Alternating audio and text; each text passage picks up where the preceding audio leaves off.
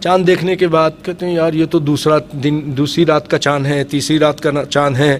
نظر جب نہیں آیا نا پہلی رات کو تو دیکھتے ہیں تو گیس لگاتے ہیں، کہتے ہیں یہ بہت موٹا ہے بھائی، یہ ایسا ہے وہ ایسا ہے، تو یہ ایسا ویسا بالکل ختم کر دیں. آپ کو ایک حدیث سنا دیتا ہوں.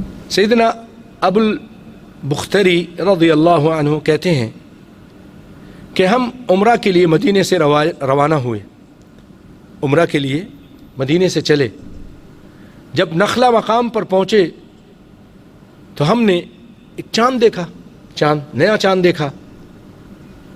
کچھ لوگوں نے کہا کہ یہ تیسری رات کا چاند لگتا ہے، بڑا ہے، بڑا ہونے کی وجہ سے. کچھ لوگوں نے کہا دوسری کا لگتا ہے. آپس میں اختلاف کر رہے ہیں.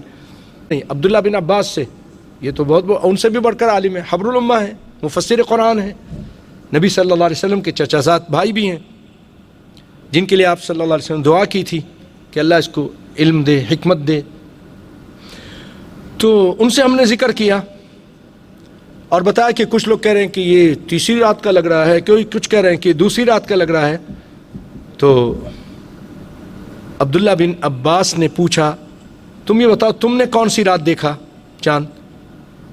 تو انہوں نے کہا ہم نے فلاں فلاں رات کو دیکھا، یہ چاند ہم نے فلاں رات کو دیکھا. تو کہنے لگے کہ نبی صلی اللہ علیہ وسلم نے یہ ارشاد فرمایا ہے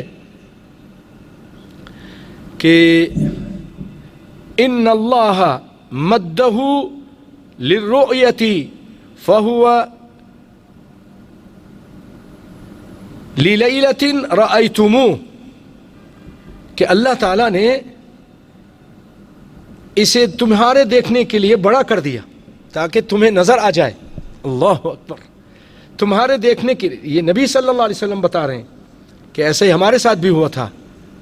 ہم نے نبی صلی اللہ علیہ وسلم کو جا کے ایسا ایسا بتایا تو آپ صلی اللہ علیہ وسلم فرمایا ان اللہ مدہ، اللہ تعالیٰ نے اس کو بڑا کر دیا تمہارے دیکھنے کے لیے، للرؤیاتی، دیکھنے کے لیے، فہو للیلۃ رأیتموہ، یہ اسی رات کا چاند تھا جس رات تم نے دیکھا.